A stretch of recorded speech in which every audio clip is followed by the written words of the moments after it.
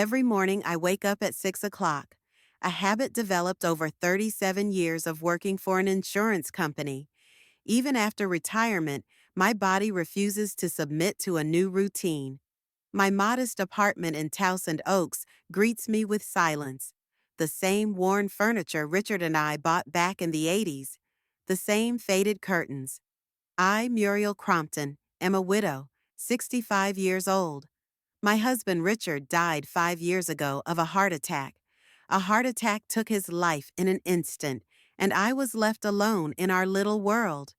Today is the 23rd of the month, the day I receive my pension, the day I go to the bank, withdraw the money and give most of it to my only daughter Beatrice and her husband Lawrence.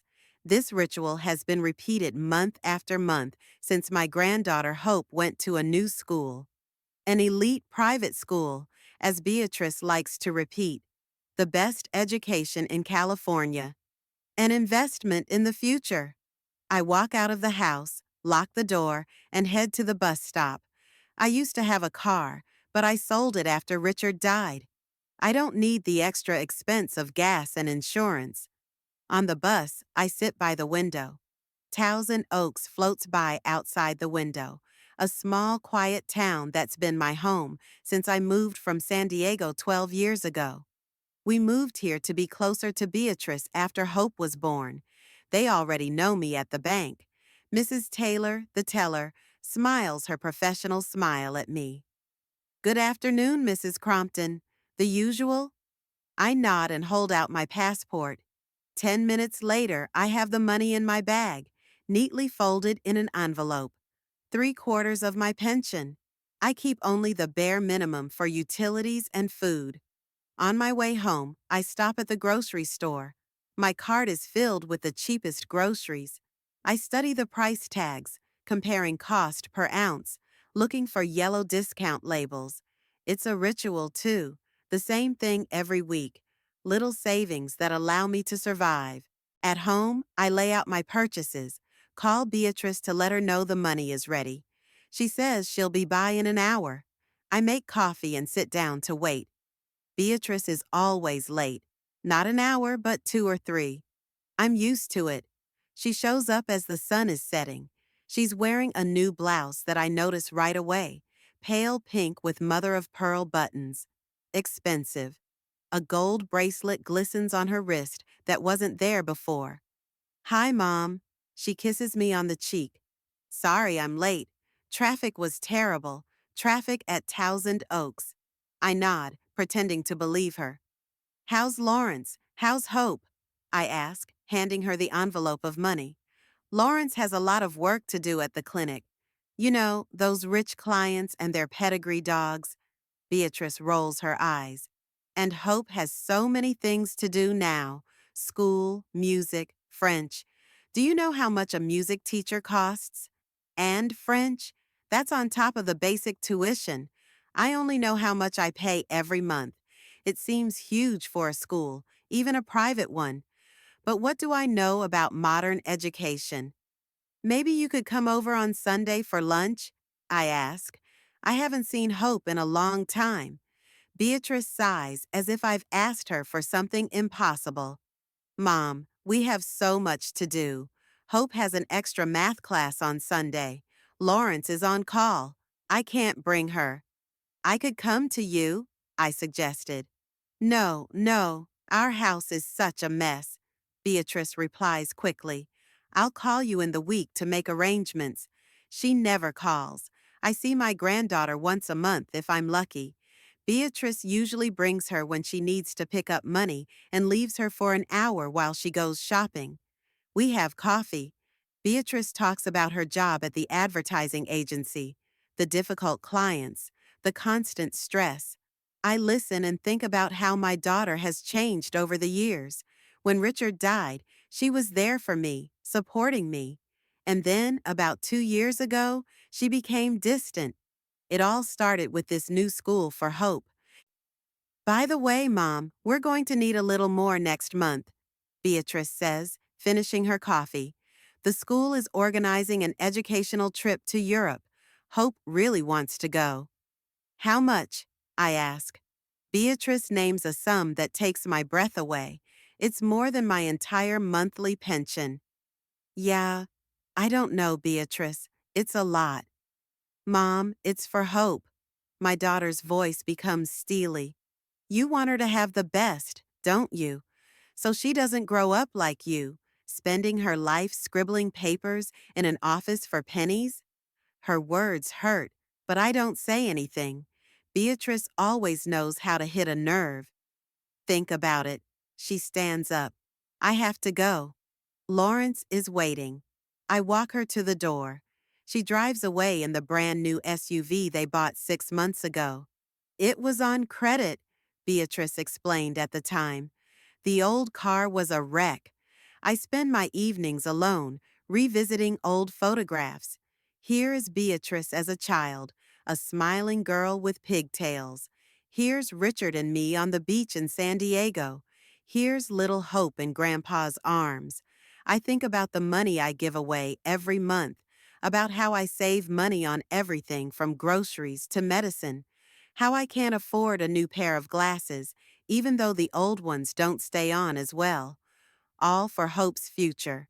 The next week, Beatrice calls out of the blue and says she's bringing Hope over for the weekend. Lawrence and I have to go away for work, she explains. Can you watch her Saturday and Sunday? Of course, I agree. I'm happy to spend time with my granddaughter. Hope arrives on Friday night. She's 14, but she looks older, tall, serious, with long brown hair like her mother's. I hug her, and she awkwardly hugs me back. Grandma Muriel, she says quietly. We're having dinner. I've made her favorite lasagna, Richard's recipe that he brought back from his trip to Italy. Hope eats with gusto. How was school? I ask. Do you like it? It's fine, she answers. The teachers are strict but fair. What are your favorite subjects? History and literature, Hope says. We have a very good literature teacher, Mr. Ellison. I ask about school uniforms, schedules, friends. Hope answers, but in a vague way. Maybe she's just tired. Is it true you have a pool at your school? I ask, remembering one of Beatrice's stories about the benefits of the school. Hope looks at me in surprise. A pool? No, we don't have a pool. Mom said we did, and that you have swimming lessons. Ah, Hope quickly drops her gaze. I think she means we go to the town pool. Once a week. Something in her tone makes me wary. But I don't keep asking. Instead, I pull out the board game we used to love to play when Hope was younger. To my surprise, she agrees. The evening passes quietly. Hope talks about the books she's reading, the music she listens to. I notice that she avoids talking about school. Before bedtime, I go into the guest room where Hope is settled. Is everything okay? I ask. She nods, but she looks thoughtful. Grandma, she says suddenly, are you giving my mom money for my school? The question catches me off guard. Yes, of course. School is expensive. Hope looks at me for a long moment, like she wants to say something, but then she just nods. Thank you, she says quietly. Good night, Grandma. I kiss her forehead and leave the room. Something is wrong. I can feel it. Something doesn't add up in the story with this school. In the morning, I make pancakes, another family tradition. Hope helps me, and we laugh when she fails to flip a pancake and it falls to the floor. Grandma, she says at breakfast, have you never come to parent-teacher conferences at my school? No, I answer. Your parents do that. Do you want to come? Hope asks. We have an open class for parents and other relatives in 2 weeks. I'd love to, I say, if it's okay with your parents. I'll ask them, Hope promises, but there's something like worry in her eyes. The day passes quietly. We walk in the park and go to the bookstore.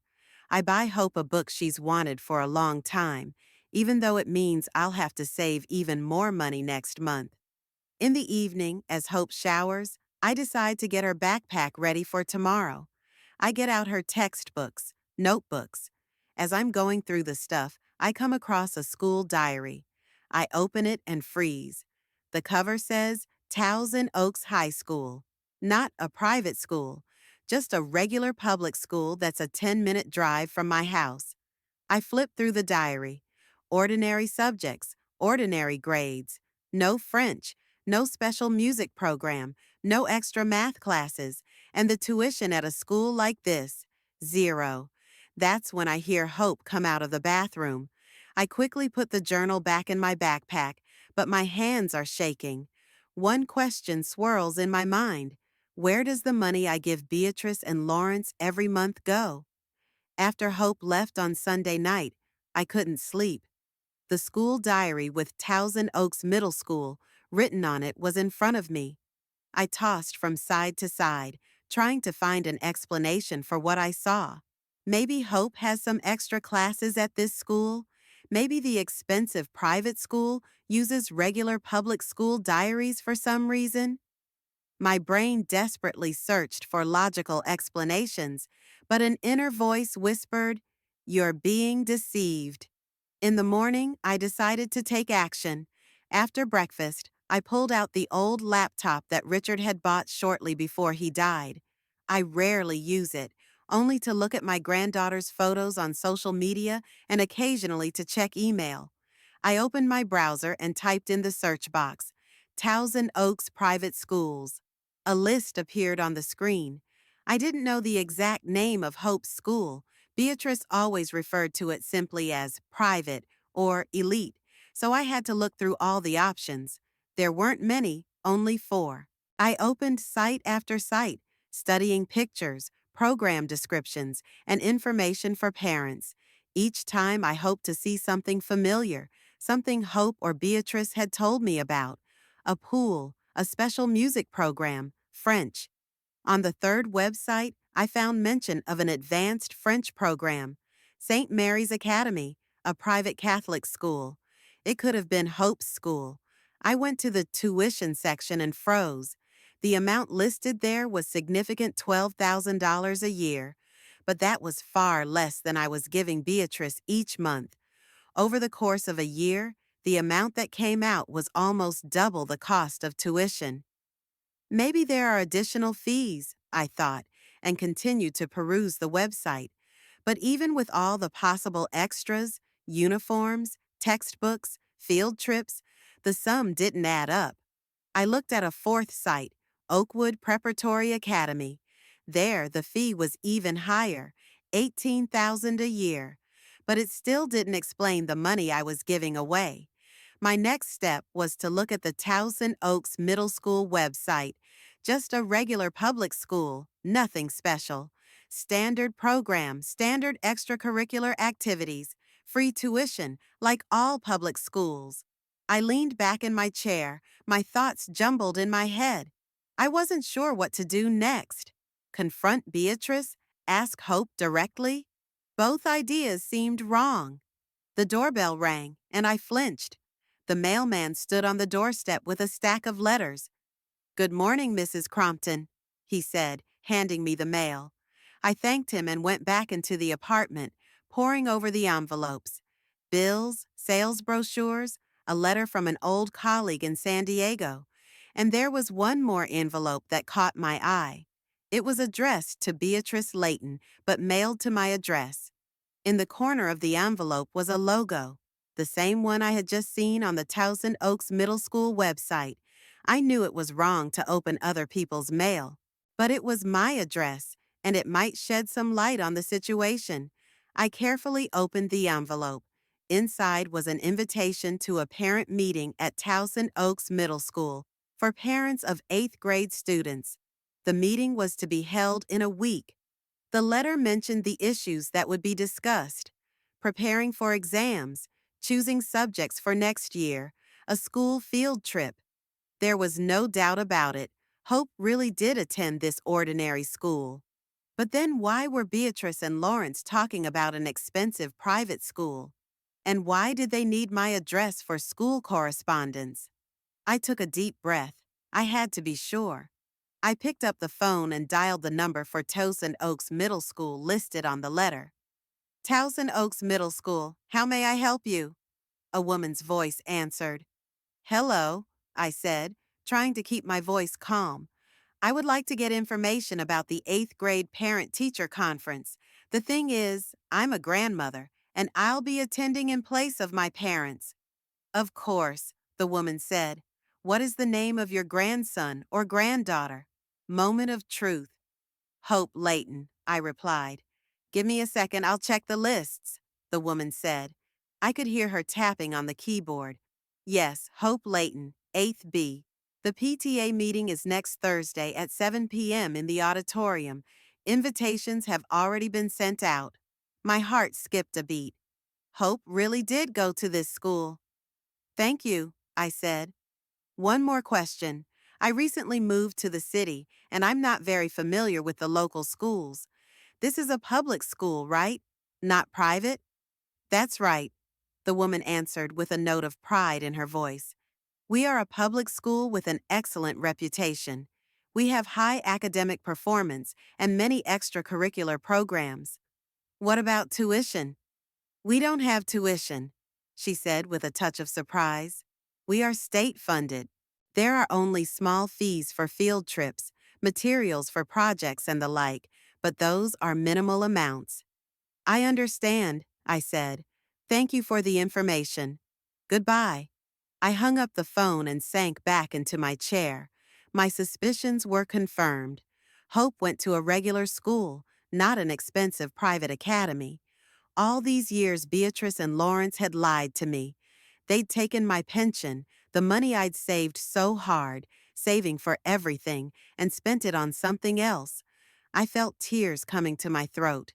Not so much for the money, but for the betrayal. My own daughter, my only child, had deceived me for years, used me, used my love for my granddaughter. I didn't know what to do. I needed advice. I needed someone to talk to. I picked up the phone and called Ingrid, an old friend of mine who worked at the local pharmacy. Ingrid, it's Muriel. Are you busy right now? I need to talk to you. It's important. Ingrid could hear the tension in my voice. What's wrong, Muriel? Are you all right? No, I'm not okay. Can you come over after work? Sure, she said. I'll be off around 5. I'll be at your place at 6:30. Thanks, I said, and hung up. The day dragged on endlessly. I tried to do the usual things, laundry, cooking dinner, dusting. But my mind kept returning to the deception. I remembered Beatrice and Lawrence complaining about the lack of money, about how expensive school was.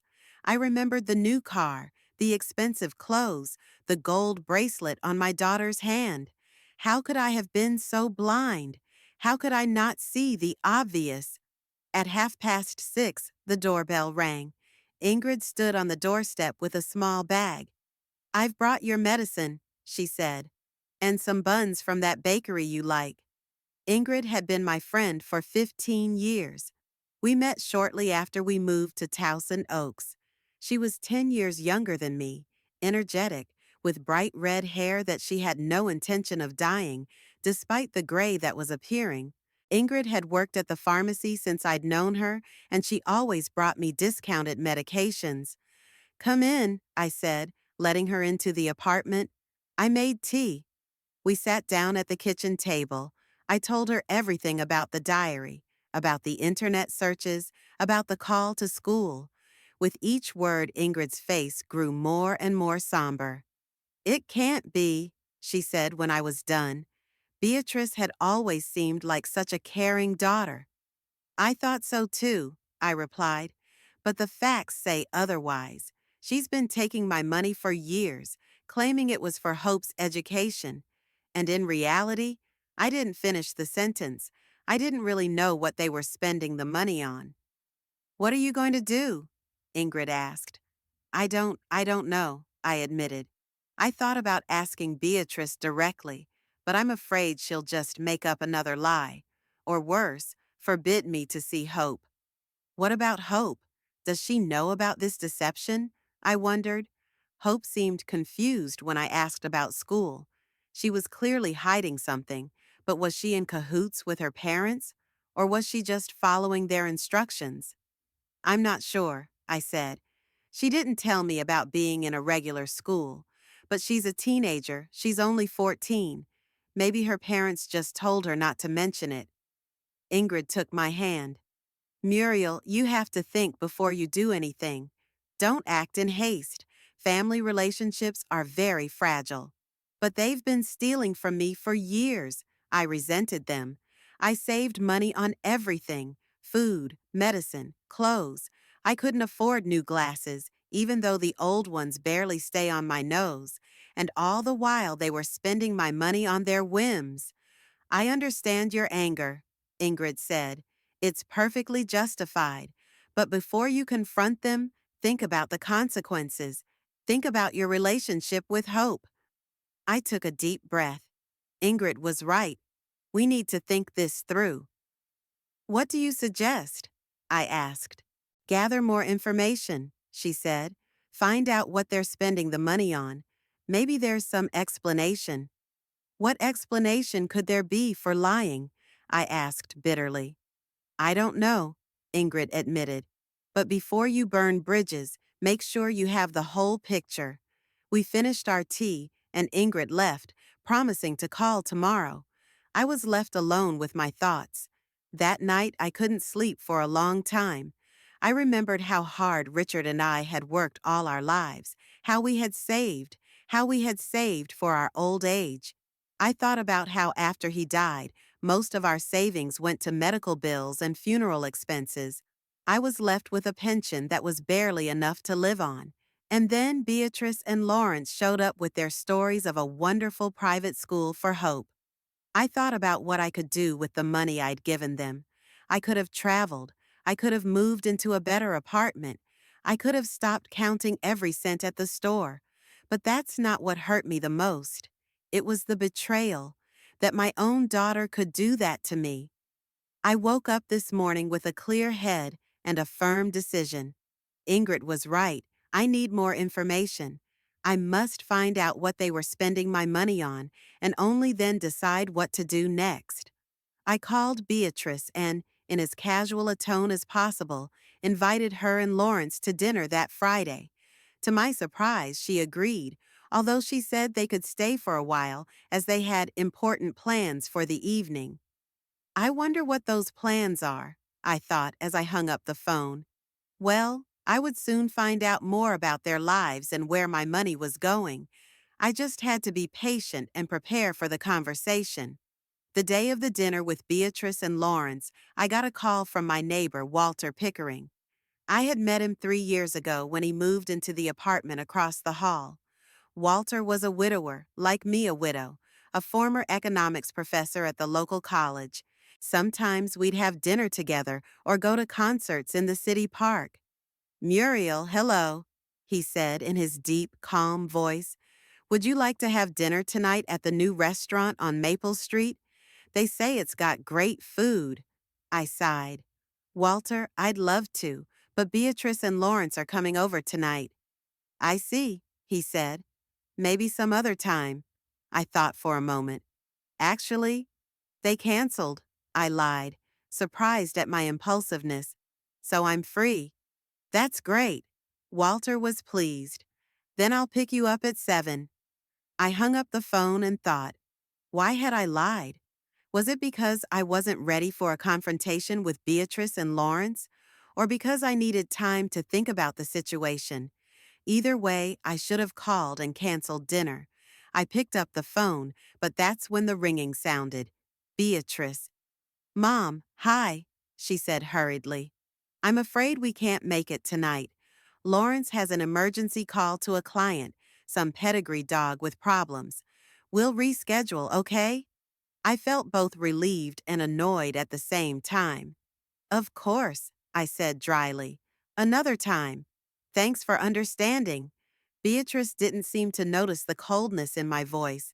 I'll call you this weekend. I hung up the phone, pondering the coincidence. Now I really could go to the restaurant with Walter, which I did. La Brasse turned out to be an elegant place, with a French twist white tablecloths, dim lighting, waiters in black vests. Not the kind of place I usually go, especially given my limited budget. But Walter insisted it was a treat. I received a small inheritance from a cousin, he explained, and I wanted to celebrate it in pleasant company. The maitre d' took us to a table by the window. I was looking over the menu when my gaze happened to fall on a couple sitting in the far corner of the restaurant. My heart skipped a beat. Beatrice and Lawrence. They were seated at a table laden with bottles of wine and exquisite dishes. Beatrice was wearing a new dress I hadn't seen before, a pearl necklace around her neck. Lawrence was talking animatedly, showing off his wrist with a shiny watch.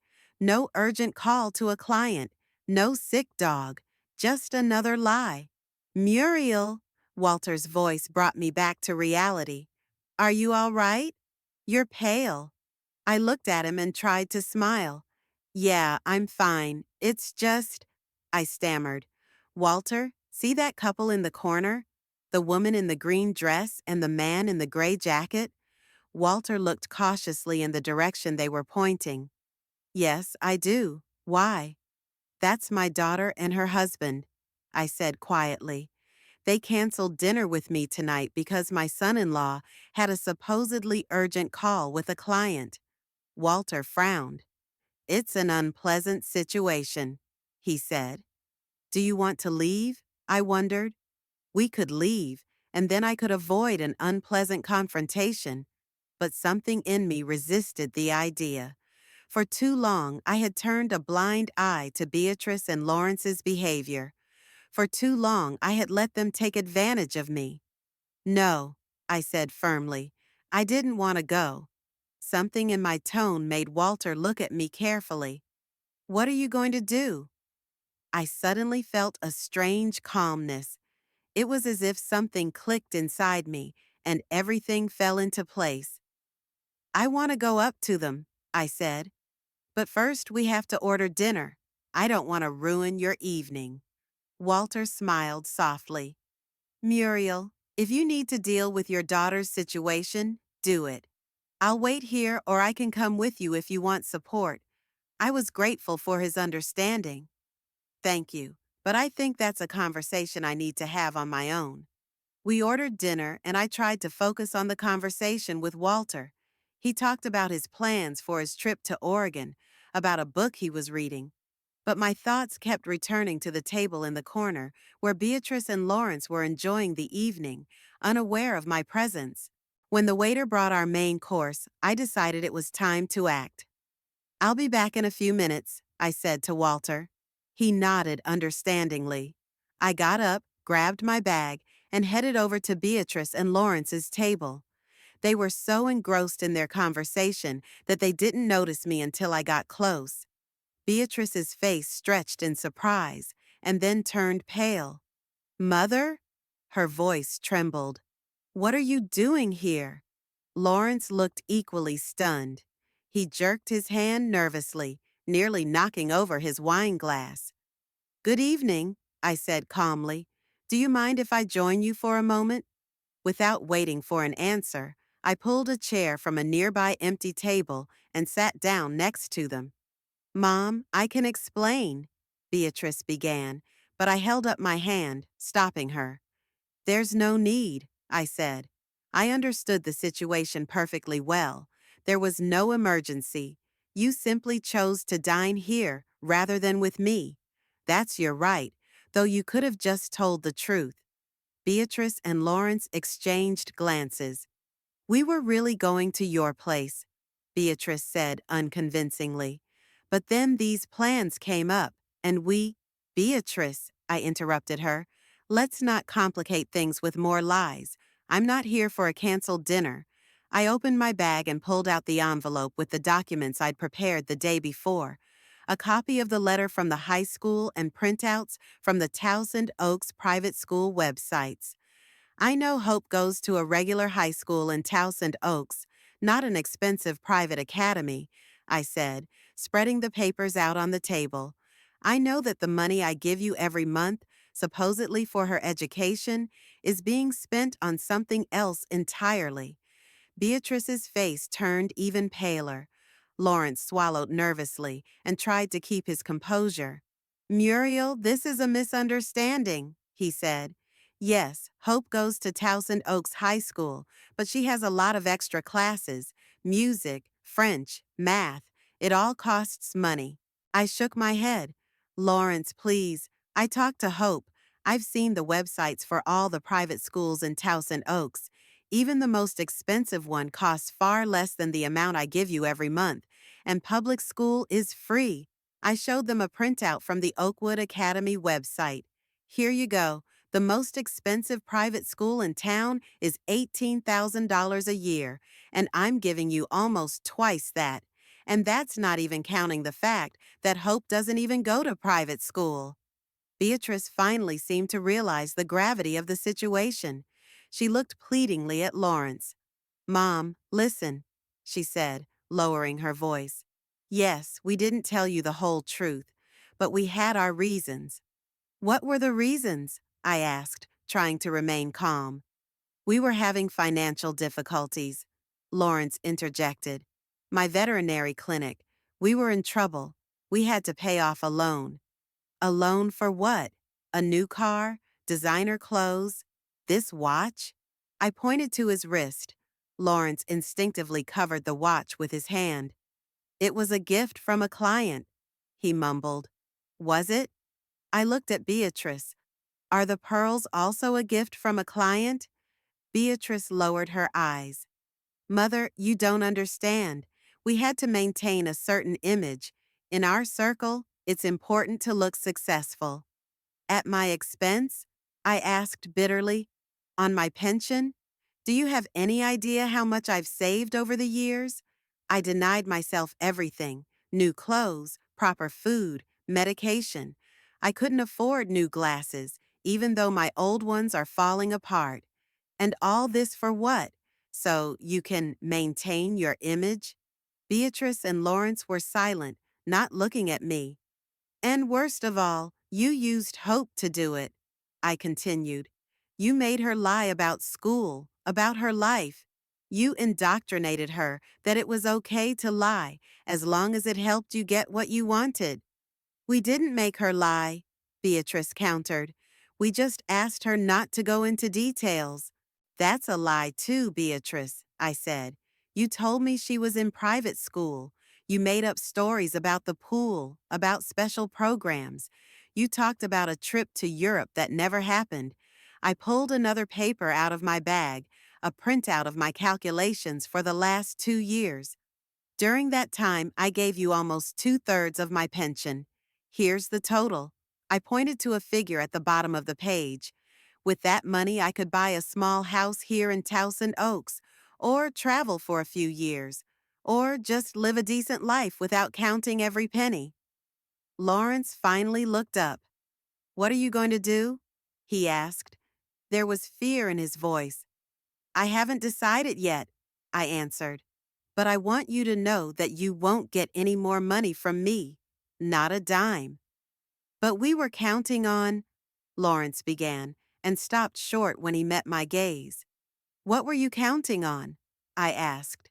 That I would keep giving you the money you spend on restaurants and jewelry? That I would never know the truth? Beatrice suddenly cried. Mom, you don't understand. We really needed that money. Lawrence has problems with the clinic. We need to pay the mortgage. We just didn't know what to do. You could have told me the truth, I replied. You could have asked for help honestly instead of making up stories about expensive school. I would have helped you if I could have, but you chose deception. I stood up, gathering my papers back into my bag. By the way, I called Hope's school. There's a parent-teacher conference in a week. I'm planning on going. I hope you won't mind. Lawrence opened his mouth to say something, but Beatrice stopped him by putting her hand on his wrist. Of course, Mother, she said quietly. You have the right. I nodded. Have a nice evening, I said, and turned to leave. Mom, Beatrice called out to me. What's going to happen next? With us? With you? With Hope? I turned around.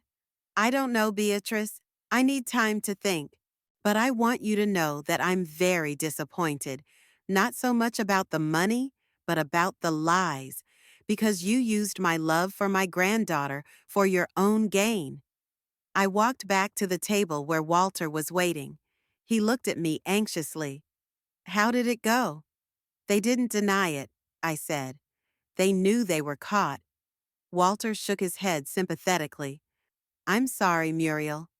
So am I said. We finished our dinner in almost complete silence. I could feel Beatrice's and Lawrence's eyes on me, but I did not look away. There was a strange mixture of emotions inside me, relief that the truth had finally come out, bitterness at the betrayal, anger at the realization of how long they had been deceiving me. When Walter and I left the restaurant, Beatrice and Lawrence were still sitting at their table, but the festive mood I'd noticed when I'd first seen them today was gone. They looked depressed, frightened. I even felt a little sorry for them, but not enough to forgive their lies and betrayal. The night after the confrontation at the restaurant, I hardly slept at all. My mind was reeling with fragments of my conversation with Beatrice and Lawrence, their pale faces, their pathetic excuses. I felt a strange mixture of emotions, anger, disappointment, but also relief. At last, the truth had come out. At last, the mask had been ripped off. In the morning, the doorbell rang as dawn broke. I threw on my robe and, not quite awake yet, went to open it. Beatrice and Lawrence stood on the threshold. Both of them looked exhausted, as if they'd been up all night. Beatrice was without makeup, with red eyes. Lawrence was nervously fiddling with his car keys. May I come in? Beatrice asked quietly. We need to talk. I stepped back silently, letting them into the apartment. We walked into the kitchen, where I began automatically making coffee, more out of habit than out of hospitality. Mom, Beatrice began, sitting down at the table, we want to explain ourselves.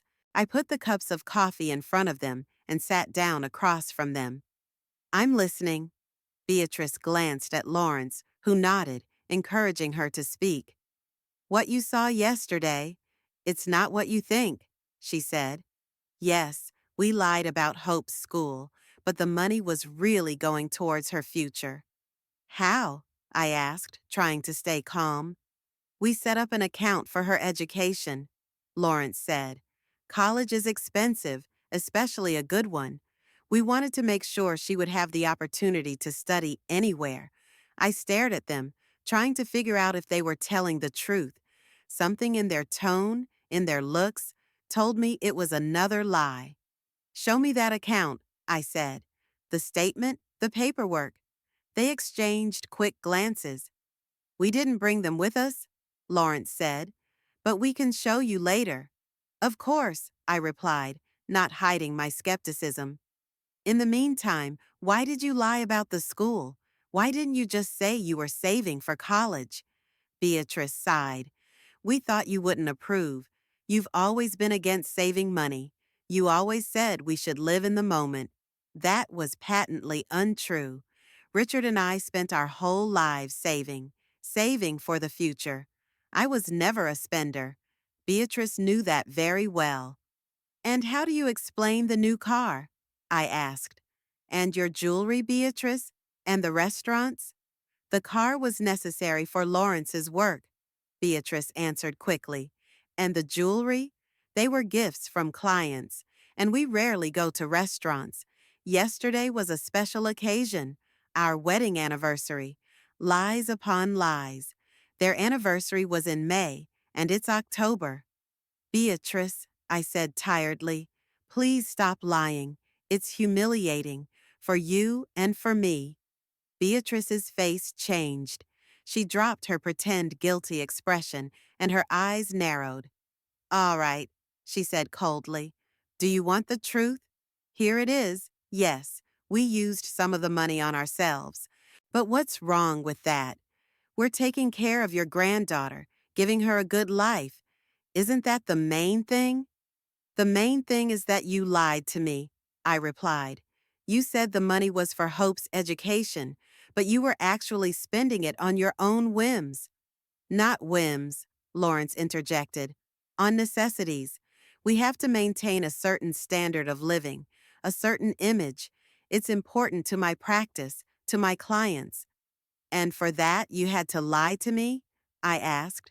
To make Hope maintain that lie? We didn't force her, Beatrice countered. We just asked her to keep it to herself. It's a lie, too, I said. And you know it. Beatrice suddenly slapped her palm on the table. What do you want us to do, Mother? What? Do you want us to crawl on our knees? Apologize for the rest of our lives? Yes, we lied. Yes, we didn't use your money the way you thought we would. But it was just money. Money you weren't spending on anything worthwhile anyway. Her words hit me like a slap in the face. Just money? I asked quietly. Money that I had earned all my life. Money that I could live on with dignity in my old age, not save for everything. Oh, please, Beatrice snorted. You've always been a cheapskate. Even when Father was alive, you saved on everything. No traveling, no entertainment, just work and savings. We were saving so you could have a future, I said, tears welling up in my throat. So you could go to college, so you could have a home. And that's how you repaid us with lies and manipulation. Lawrence put his hand on Beatrice's shoulder as if to comfort her. Muriel, we didn't come here to fight, he said in a conciliatory tone. We came to find a solution. Yes, we were wrong, but can't we just forget about it and move on? I looked at him in disbelief. Forget? After you deceived me for years? What are you suggesting? Lawrence asked, and there was a note of steel in his voice. Break off all relations? Stop communicating? Take away Hope's grandmother? This was it, the threat I'd been expecting. You're gonna stop me from seeing my granddaughter? I asked you bluntly. Beatrice and Lawrence exchanged glances. We don't want that, said Beatrice, but it's up to you, Mother, how you behave from now on. What does that mean?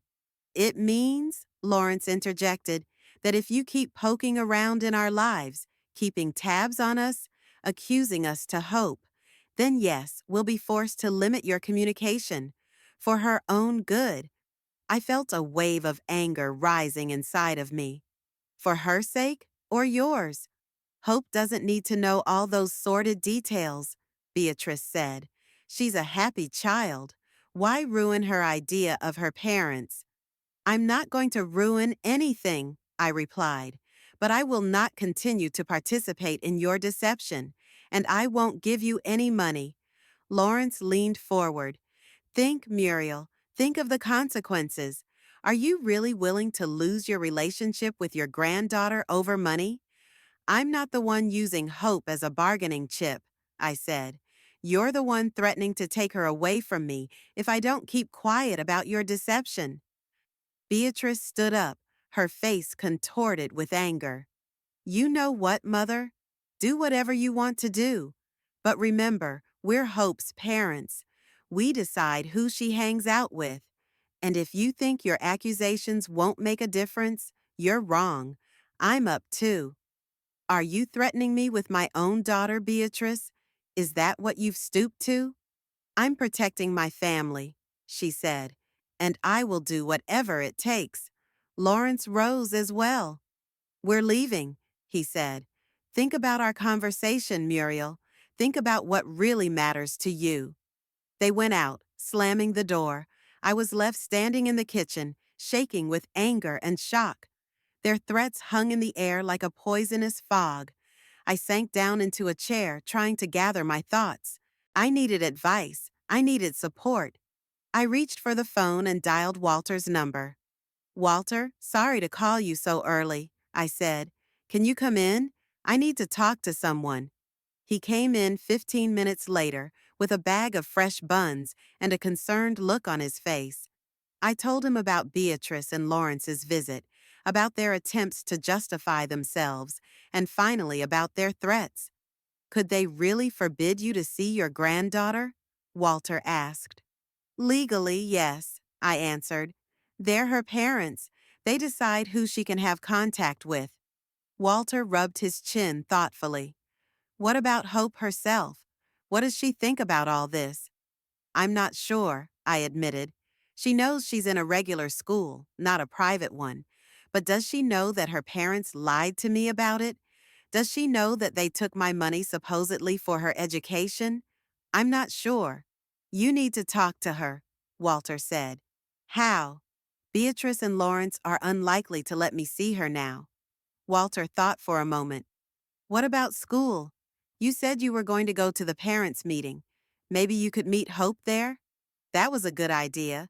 The PTA meeting was in a few days. If I went there, I could see Hope, maybe even talk to her afterward.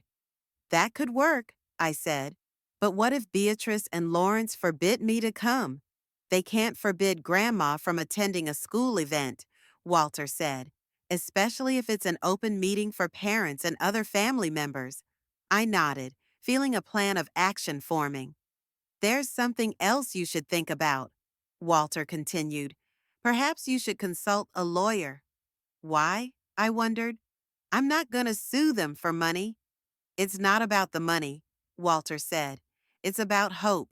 If they do try to limit your communication, you need to know your rights. In some cases, grandparents can get the right to see their grandchildren, even if the parents are against it. I never really thought about it from a legal standpoint. The thought of having to go to court to see my own granddaughter seemed absurd, and yet Walter was right. I needed to know my options. I'll think about it, I said. But first, I want to talk to Hope. Find out what she knows and what she thinks about all this. That's a reasonable approach, Walter agreed. In the meantime, maybe we should call her. Do you have her number? I had Hope's number, but she rarely returned my calls. I usually talked to her when Beatrice brought her to me, or when Beatrice called. I have, but I'm not sure she'd answer, especially if Beatrice and Lawrence have already talked to her. Try a text message, Walter suggested. Teenagers prefer texting to calling. Write her something simple without mentioning the conflict with her parents. I picked up my phone and texted, Hope, honey, I miss you so much. Maybe we can get together this week? Grandma. As I sent the message, I felt a strange sense of relief. At least I had taken the first step. Now, Walter said, you need to think about yourself, about your future, about your finances. What do you mean? You said you wouldn't give them any more money. That's the right thing to do. But you need to be prepared for them to try to manipulate you again, to use hope as leverage. I nodded. Walter was right. Beatrice and Lawrence had already shown that they were willing to use my love for my granddaughter to get money. I won't give in, I said firmly. Not anymore. Walter smiled. I know, you're a strong woman, Muriel. We talked some more, and Walter left, promising to stop by later that evening to catch up on the news. I was alone, thinking about our conversation and what lay ahead. I spent the rest of the day on pins and needles, checking my phone every few minutes. There was no response from Hope. Maybe Beatrice and Lawrence had already forbidden her to talk to me, or worse, told her some distorted version of events to turn her against me. Toward evening, the phone finally beeped. A message had arrived. Grandma, I miss you too. My parents say you're having some kind of fight. What happened? I'm in school until 3 tomorrow. It was a chance. Hope didn't turn her back on me. She wanted to know my side of the story, and she let me know when I could meet her at school. I typed back, just a little miscommunication, honey. It's no big deal. I can stop by tomorrow after school if that's okay with you. The reply came back almost immediately. Okay, I'll meet you at the front entrance. I exhaled a sigh of relief. Tomorrow I could talk to Hope, find out what she knew and what she thought. I wasn't going to turn her against her parents. She's just a kid, and she doesn't need to know all the sordid details. But I needed to make sure she understood that no matter what happened between me and her parents, My love for her was unchanged. I went to bed with a firm intention. Tomorrow I would meet with Hope and begin to fix what her parents' lies and manipulations had ruined. The next day, I arrived at Hope's school 15 minutes before the end of class. Parking on the opposite side of the street, I watched as other parents' cars gradually pulled up. Among them, I looked for Beatrice's or Lawrence's car, fearing an unwanted encounter. But to my relief, they were nowhere to be seen. When the final bell rang, a stream of students streamed out of the school doors. I got out of the car and stood at the main entrance, as we'd agreed with Hope. A few minutes later, I saw her, walking with two of her friends, her backpack over her shoulder. When she saw me, she waved, said goodbye to her friends, and headed in my direction. "Grandma!"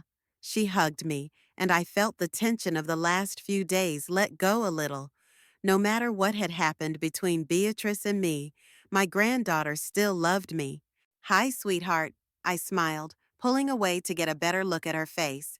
"How was your day?" "Fine," she shrugged. "The algebra test was hard, but I think I did okay." "You were always the smart one," I said. "Listen, why don't we go out? Have some hot chocolate, talk?" Hope nodded. "Let's go to Sweet Corner. It's not too far from here." We walked towards the cafe, which was 2 blocks away from the school. On the way, Hope talked about her schoolwork, about her biology project, about how much she liked her new literature teacher, about her upcoming track and field competition. I listened, surprised at how little I knew about her real life. Beatrice had always presented me with a fictionalized version of Hope's school life with French, music classes, and special academic programs. The reality was much simpler, but no less interesting. Sweet Corner turned out to be a cozy cafe with vintage furniture and paper garlands on the walls. We ordered hot chocolate and a slice of apple pie for Hope. "So," Hope said as the waitress stepped away, "what happened between you and your parents? They won't tell me much, just that you two had a fight over some money." I sighed, picking my words. I didn't want to turn Hope against my parents, but I wasn't going to lie to her either. "Hope, I found out that your parents weren't being completely honest with me. They told me you were going to an expensive private school, and I gave them money for your tuition. But you're actually in a regular public school." Hope lowered her eyes, her fingers nervously clutching her napkin. "I knew they were lying to you," she said quietly. "I was so embarrassed every time you asked about my school." "It's not your fault," I said quickly. "You're a child, and it's not your responsibility to expose your parents' lies." "But I still felt awful," Hope said, raising her eyes full of tears at me. "I knew you were giving them a lot of money.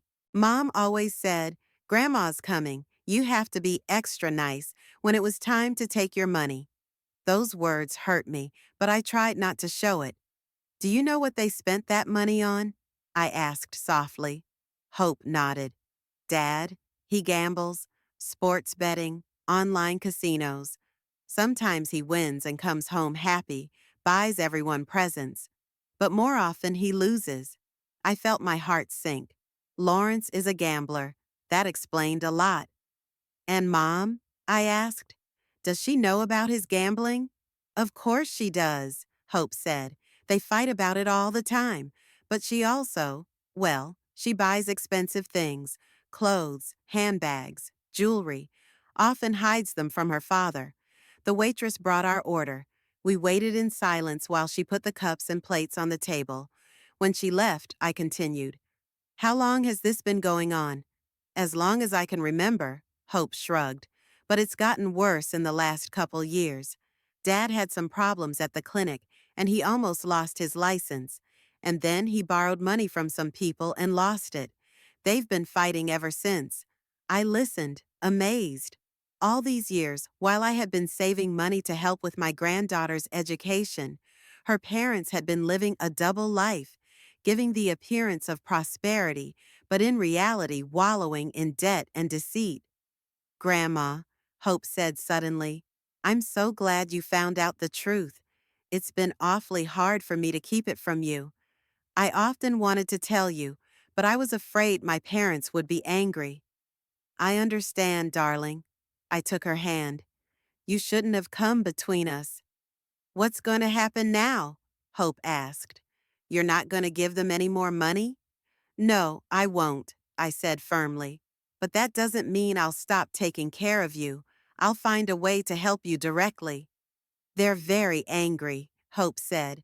They yelled at each other for a long time last night after they got back from you. Mommy blamed Daddy for his stupidity in exposing everything, and Dad yelled that she should have been more careful not to wear her new jewelry in front of you. I was struck by how calm Hope was about it. It's like her parents' scandals were just something she did all the time. Did they fight like that a lot? I asked. Almost every day, Hope said. Sometimes over money, sometimes over Dad's bets, sometimes over Mom's shopping. I usually close the door and turn the music up so I can't hear. Poor kid. I had no idea what she was going through. Hope, I said, I want you to know that whatever happened between me and your parents has no bearing on my love for you. You are my granddaughter, and I will always be there for you if you need me. They say they won't let me see you, Hope said, and her eyes filled with tears again. They say you're a bad influence, that you want to turn me against them. That's not true, I said. I would never turn you against your parents. Despite what they've done, they're still your parents, and they love you. Hope grinned sadly. Sometimes I think they love their problems more than they love me. Dad sits in front of the computer for hours, making bets, and Mom's always on the phone with her girlfriends, bragging about her new purchases. Those words hurt me. Beatrice wasn't always like this. As a child, she was a kind, caring girl. What happened to her? When did she turn into this material-obsessed person? Your parents are going through a difficult time, I said, not knowing how else to explain Beatrice and Lawrence's behavior. But that doesn't mean they don't love you. Hope shrugged. Maybe they do, but do you know what they were arguing about last night? About how to get money from you now. Mom said that if I pressed you, threatening to stop you from seeing me, you'd give in. And Dad said you'd have to make up a new story, that I needed expensive treatment or something. I froze, shocked by the cynicism of their calculations. What did they decide? I don't know, Hope said. I didn't finish listening. I was too disgusted. We finished our hot chocolate. Hope ate her piece of pie, and I ordered her another one to take home with her. When it was time to say goodbye, I gave her a big hug. Hope, if you need anything, anything at all, call me. Even if your parents forbid it, I'll always answer. Okay, Grandma, she said, hugging me back. I love you. I love you too, honey. I watched her leave, and I felt a strange mixture of emotions. Anger at Beatrice and Lawrence for their deceit and manipulation, pain for Hope, having to live in such a family, and a determination to change things. When I got home, I called Walter right away. I need help, I said as soon as he answered. You talked about consulting a lawyer. Do you know anyone? Yes, Walter said. My niece Grace is a lawyer. She specializes in family law. I can get in touch with her if you want. Please, I said. The sooner the better. Walter promised to call me back as soon as he talked to his niece. I started gathering all the documents I could find. Bank statements showing how much money I'd given Beatrice over the years, copies of the letter from Hope's school, printouts from private school websites proving the difference in tuition. An hour later, Walter called back. Grace said she could meet you tomorrow morning at 10 in her office. I can drive you. Thank you, Walter, I said with relief. I really appreciate your help. You're welcome, he said. You would have done the same for me. The next morning, at 10 o'clock sharp, Walter and I walked into Grace Pickering's small but elegant office. She appeared to be an energetic woman in her mid-40s, with short blonde hair and an attentive gaze. After listening to my story, she asked a few clarifying questions and then outlined my options. Regarding the money you gave to your daughter, she said, the situation is not very optimistic. Without a written contract, it is difficult to prove that the money was intended to pay for your granddaughter's tuition and was not just to help your daughter. The court might see them as a gift. I nodded. I didn't expect to get that money back. That would be nice, but that wasn't my main goal. What about Hope? I asked. If they forbid me from seeing her, what can I do? Grace tapped her pen on the table. There are laws in California that protect grandparents' rights to have contact with their grandchildren, especially if you can prove that you already have a meaningful relationship and that ending that relationship would harm the child. Given that you have been seeing Hope regularly and that she herself has expressed a desire to continue contact with you, you stand a good chance of getting a court order guaranteeing you regular visits. Is there any way to protect Hope from their lifestyle? I asked cautiously. If her father does have a gambling problem and her mother spends money recklessly, it's not the best environment for a child. Grace frowned. It's more complicated than that. To terminate parental rights, or even to limit custody, you need very serious evidence. Abuse, drugs, felonies, gambling, and profligate spending aren't sufficient grounds on their own. But if the situation worsens, if there is evidence of neglect of a child, then action can be taken. I nodded, realizing that my main concern at the moment was keeping my relationship with Hope intact. What about financial support? I asked. I want to help Hope directly without going through her parents. Is that possible? There are several options, Grace said. You could open an education account in Hope's name, which she could access only when she turned 18, or you could set up a trust fund with certain conditions on how the money could be used, such as only for education or medical needs. Your daughter and son-in-law would not be able to use the money for their own purposes. That sounded exactly the way I wanted it to sound. And one more question, I said. What about my will?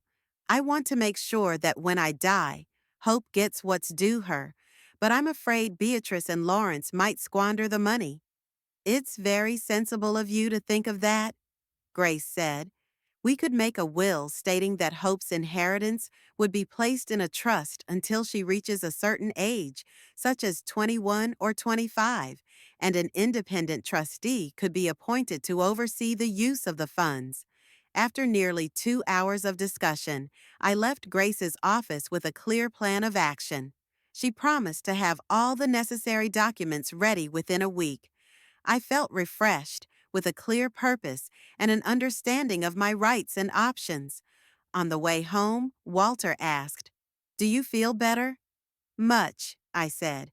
"Now I know what I can do for Hope, and that Beatrice and Lawrence can't stop me from seeing her if it comes to court." "What about them?" Walter asked. "Are you going to talk to them?" "Yes," I said firmly. "As soon as I get all the documents from Grace. I want them to know that I won't be their source of income anymore, but I also won't let them use Hope as leverage." When I got home, I immediately set about getting my financial affairs in order. I checked my bank account, calculating how much money I could afford to put into Hope's education fund without jeopardizing my own future. I found that without having to give a large sum to Beatrice every month, my financial situation looked much better than I thought it would. Grace kept her word and a week later sent me all the documents: the draft will, the paperwork to set up an educational trust for Hope, and a document confirming my right to see my granddaughter regularly. All that was left was to sign them and have them notarized. When the formalities were complete, I called Beatrice. "We need to talk," I said. "All three of us, you, Lawrence, and I." "About what?" Beatrice sounded wary. "About the future," I said simply. "About our future." "All right," she said after a pause. We can come over tomorrow night. I'll be waiting, I said, and hung up. I gathered all the documents and evidence of their deception into one folder. Tomorrow's conversation won't be easy, but it's necessary. And this time, I will be ready for their manipulations and threats. I woke up with the first rays of the sun.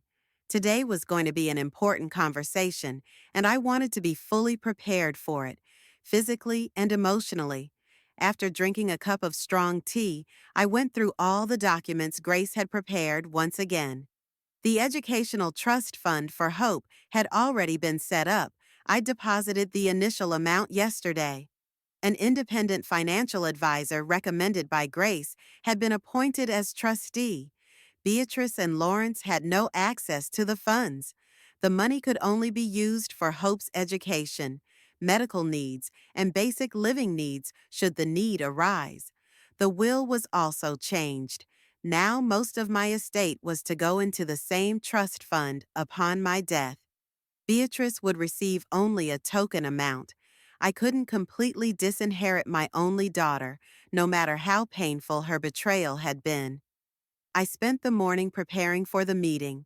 I cleaned the apartment, baked cookies, an old recipe of my mother's that Beatrice had always enjoyed as a child. Not that I hoped to soften the conversation with this gesture, but it helped me stay calm while keeping my hands busy with a familiar task. At 3 in the afternoon, Walter called. "How are you?" he asked. "Ready to talk?" "As ready as I can be," I answered. "Thanks for asking." "I'll be home all evening," Walter said. "If you need me, just give me a call." I smiled, grateful for his support. "Thank you, Walter, but I think I'll be fine." At 6 p.m., the doorbell rang. Taking a deep breath, I went to open it. Beatrice and Lawrence stood on the doorstep. They looked tense. Beatrice was dressed unusually modestly, a simple blouse, jeans, minimal jewelry. Lawrence, in a shirt and pants, looked like he was attending a business meeting. "Come on in," I said, ushering them into the apartment. They went into the living room and sat down on the couch. I noticed Beatrice glance at the stack of papers on the coffee table. "Tea? Coffee?" I offered. "No, thank you," Lawrence replied. "We won't be long. We have more to do today." I nodded and sat down in the chair across from them. "Good, then let's get right to it." I took the top document from the stack, the agreement to create an educational trust fund, and placed it on the table in front of them. "I've set up a trust fund for Hope," I said calmly. "The money in it can only be used for her education, medical needs, and basic necessities of life. An independent financial advisor, not you or me, has been appointed as trustee." Beatrice took the document and quickly looked it over. Her face tensed. "What does this mean?" she asked. "It means that I won't be giving you any more money," I replied, "but I will help my granddaughter, directly through this fund, out of your hands." Lawrence leaned forward, his eyes narrowed. "You can't do that," he said. "We're her parents. We decide how to spend the money for her needs." "I can, and I did," I said firmly. "The money in that fund belongs to Hope, not you. She can use it for college, for medical expenses, for whatever she needs for her education and development. But not a dime will go to your bets, Lawrence, or your designer handbags, Beatrice." They looked at each other. There was a look of surprise in their eyes. They clearly hadn't expected me to know about Lawrence's gambling problem. "Where did you—" Lawrence began. "That's not important," I interrupted him. "What matters is that I know the truth, the whole truth."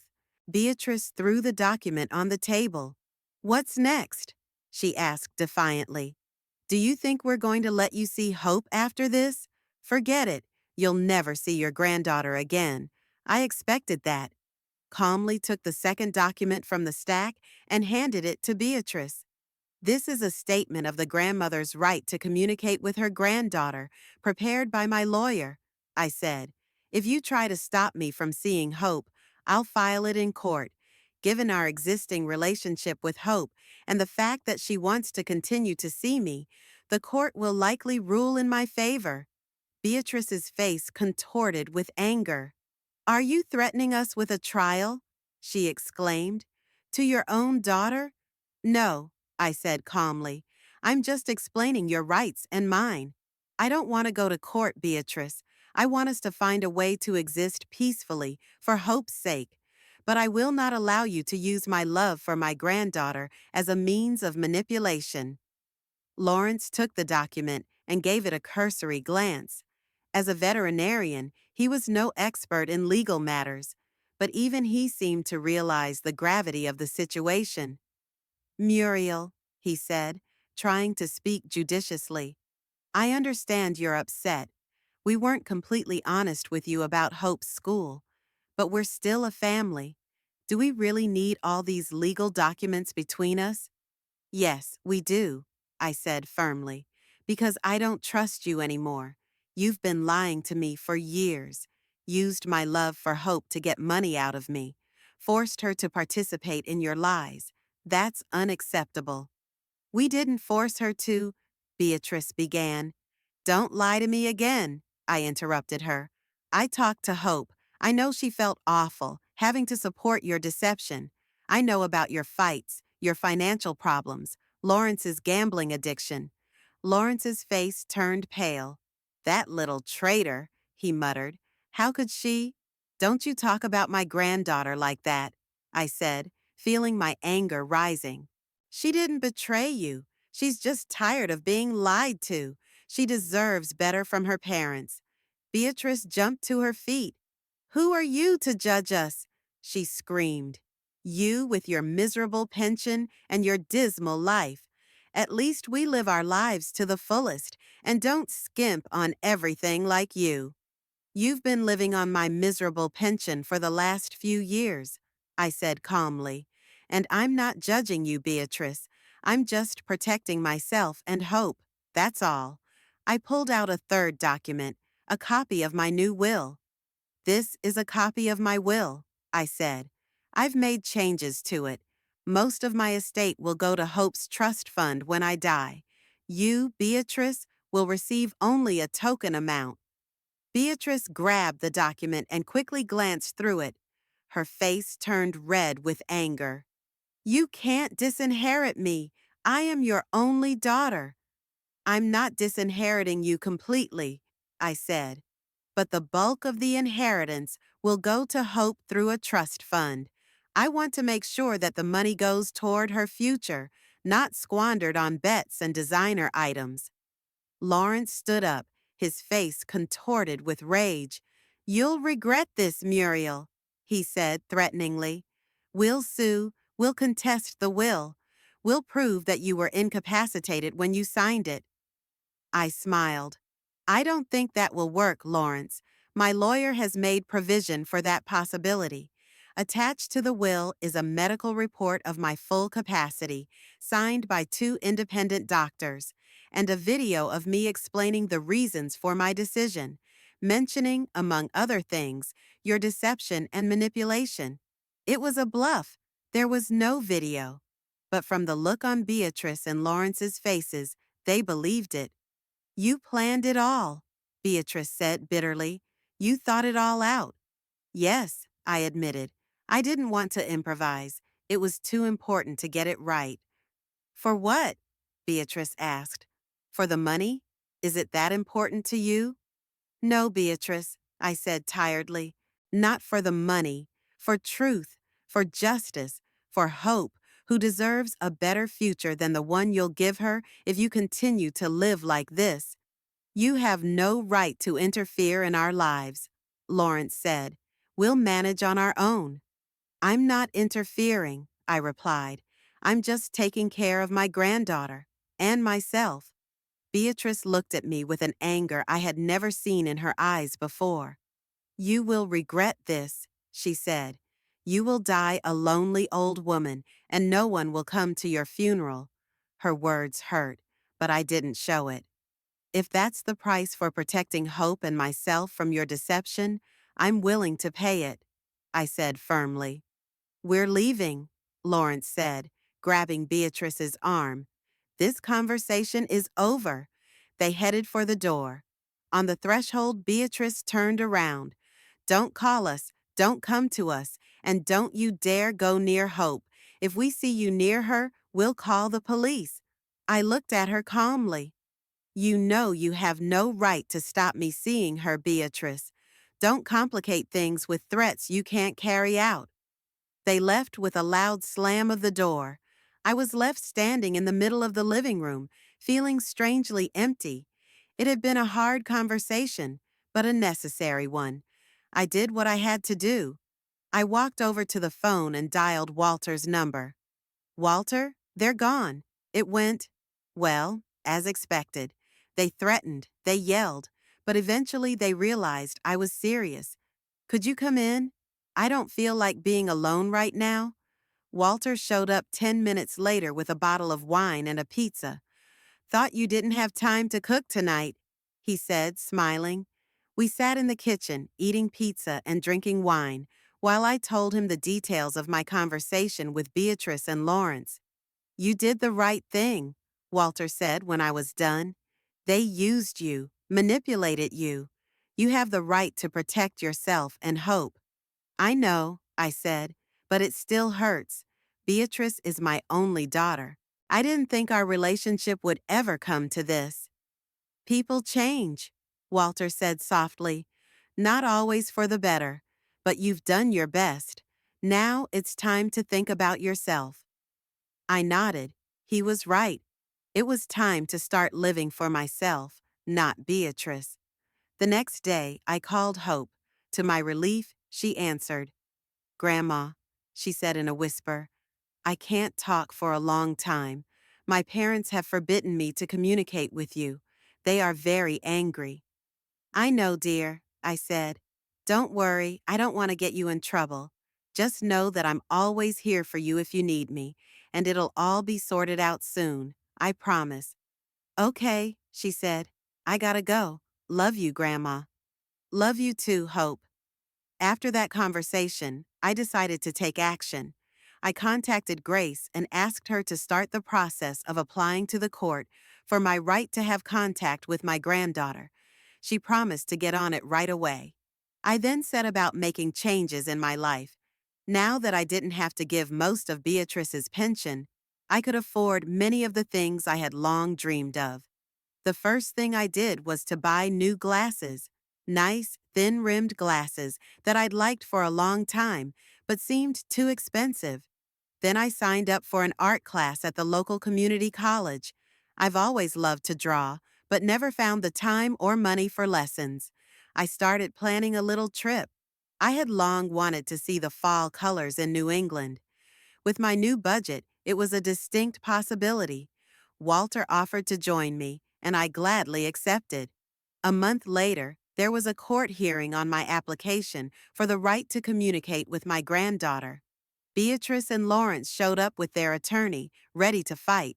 But when the judge heard all sides, including Hope, who clearly expressed her desire to continue seeing me, the ruling was in my favor. I was granted the right to see Hope 2 weekends a month and to talk to her on the phone at any reasonable time. Beatrice and Lawrence were furious, but there was nothing they could do. A court order is a court order. The first weekend Hope came to see me, we went to the art museum and then to an ice cream parlor. She told me about school, about her friends, about her future plans. I told her about the trust fund I had set up for her. It means you can go to any college you choose, I said, and you won't have to worry about having enough money. Hope's eyes filled with tears. Thank you, Grandma, she said, hugging me. You don't know how much this means to me. Relations with Beatrice remained strained. She refused to talk to me when she dropped off or picked up Hope.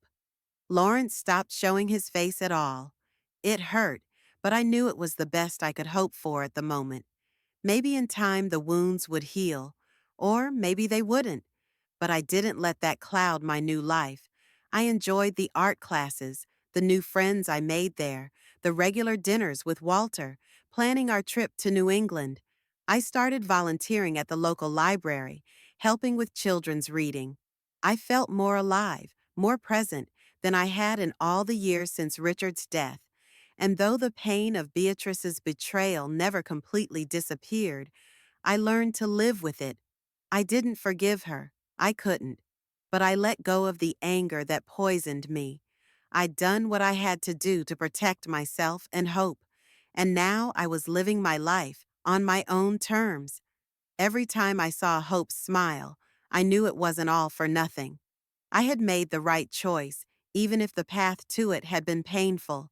I had freed myself from manipulation and deception, gained control of my life and finances, and, most importantly, I retained my connection to the only person who truly mattered, my granddaughter.